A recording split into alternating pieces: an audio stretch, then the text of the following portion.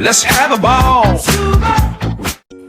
Halo teman-teman, perkenalkan nama saya Meli Febriani, NIM saya 23140623866. Baik, di video kali ini saya akan membahas tentang pengembangan inovasi pembelajaran IPS di SD, yaitu tentang bab 4 tentang keragaman budaya di Indonesia kelas 4 SD. Baik, di sini saya menggunakan aplikasi MyMaps sebagai media pembelajaran yang akan membantu kita dalam pembelajaran hari ini. Mari simak videonya ya. Jelajah Negeriku, Peta Interaktif Digital Budaya Indonesia. Oke, sumber buku yang saya gunakan teman-teman dapat melihat yaitu adalah buku Ilmu Pengetahuan Alam dan Sosial untuk kelas 4 SD. Lalu bab yang saya ambil yaitu bab 6 tentang Indonesiaku Kaya Budaya. Tetapi teman-teman, di sini kita tidak akan membahas teori yang ada dalam buku ini. Kita akan membahas tentang inovasi yang akan saya kembangkan, tapi tetap mengambil materi dari buku ini. Nah, oke, sebelum kita masuk ke dalam pembahasan selanjutnya, kita tuh harus tahu dulu nih, apa itu peta interaktif digital. Nah, jadi peta interaktif digital adalah peta yang ditampilkan secara online atau digital, bukan di kertas. Yang dimana peta ini bisa diklik, digerakkan, dan dilengkapi informasi tambahan seperti gambar, video, dan teks. Peta ini membuat proses belajar menjadi lebih menarik, visual, dan mudah dipahami khususnya untuk materi seperti keragaman budaya. Apalagi di era sekarang ini, kita sering sekali menggunakan teknologi sebagai alat bantu dalam penyampaian pembelajaran. Lalu manfaat peta interaktif digital ini dalam pembelajaran yaitu yang pertama, visualisasinya keberagaman budaya secara geografis. Yang kedua, dapat mengasah keterampilan digital dari market, layar, dan embed. Lalu yang ketiga, promosi kolaborasi dalam kelompok. Lalu yang keempat, menarik dan menyenangkan bagi siswa SD. Yang dimana kalau misalnya dulu kita hanya bisa menggunakan buku dalam melihat foto-foto seperti rumah adat dan segala macam, sekarang kita sudah bisa menggunakannya langsung di dalam peta. Tinggal kita klik dan dia akan muncul gambar, video, dan segala macam. Alasan utama saya menggunakan peta sebagai alat inovasi pembelajaran dalam bab 6 tentang keberagaman budaya di Indonesia yaitu karena yang pertama, siswa dapat melihat langsung bentuk rumah adat dari berbagai daerah, bukan hanya lewat buku saja, tetapi siswa juga bisa melihat langsung menggunakan telepon, menggunakan HP, menggunakan laptop, dan lain-lain. Yang dimana ketika kita mengklik gambar, itu akan langsung muncul. Dimana kita mengklik tempat, itu akan langsung muncul keragaman budaya yang ada di tempat tersebut. Baik, di sini teman-teman bisa melihat saya sudah membuat peta interaktif digital yang berjudul keragaman budaya yang ada di Indonesia. Di sini saya sudah mengisi di bagian ini tadi, sudah saya isi tentang rumah adatnya, terus ada pakaiannya, ada juga makanan khas daerah, terus suku-suku apa yang mendiami, dan alat-alat atau senjata yang mereka gunakan. Nah, di sini itu biasa kita bisa menambahkan gambar. Nah, di sini saya sudah mencarikan gambar. Untuk referensi teman-teman bisa mencari gambar nanti di situ, kita letakkan di situ.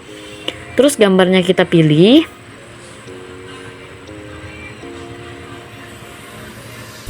Misalnya saya mencari rumah panjang. Nah, terus dia akan muncul. Nah, muncul, terus tinggal kita klik saja rumah panjangnya, terus kita simpan. Nah, maka akan ada tampilan seperti ini. Nah, jika sudah ada tampilan seperti ini, dapat kita simpan. Nah, jika nanti teman-teman mau ngekliknya lagi, itu sudah ada tampilannya. Di sini tidak terbatas ya gambarnya harus berapa. Di sini bisa lebih dari satu gambar. Misalnya kita kan ada nganu rumah adat, ada pakaian adat, tarian, senjata, berarti ada 4. Nah, di sini kita bisa menambahkan 4 sekaligus yang akan kita masukkan ke dalam maps yang sudah kita beri tanda tadi. Nah, jadi setelah teman-teman melihat video cuplikan dari peta interaktif digital tadi, kakak akan membahas tentang kelebihan peta interaktif digital ini. Yang pertama itu menarik dan visual, di mana peta interaktif menampilkan informasi dengan tampilan yang lebih menarik secara visual dibandingkan buku teks biasa. Yang kedua itu bisa memudahkan pemahaman dengan melihat langsung di peta, yang dimana siswa dapat lebih mudah memahami keberagaman budaya dan lokasi geografis setiap daerah. Nah, jadi siswa bisa tahu nih di mana sih letak Kalimantan Barat misalnya. Terus yang ketiga, interaktif dan menumbuhkan rasa ingin tahu. Siswa bisa mengklik sendiri titik-titik budaya di peta dan mengeksplorasi konten yang disediakan. Nah, jadi siswa nih bisa secara acak mau ngeklik yang mana. Misalnya dia mau ngeklik di Pulau Sumatera, di Pulau Jawa, itu bisa. Lalu yang keempat, mendukung kolaborasi dan kreativitas. Yang dimana peta bisa dikerjakan secara berkelompok. Tiap siswa bisa berperan, misalnya ada yang mencari data, ada yang mendesain, ada juga yang membuat video. Yang kelima, cocok untuk pembelajaran abad 21, yang dimana penggunaan teknologi seperti Google My Maps sejalan dengan kurikulum merdeka dan kebutuhan pembelajaran di era Society 4.0 yang menekankan keterampilan digital, komunikasi, dan berpikir kritis.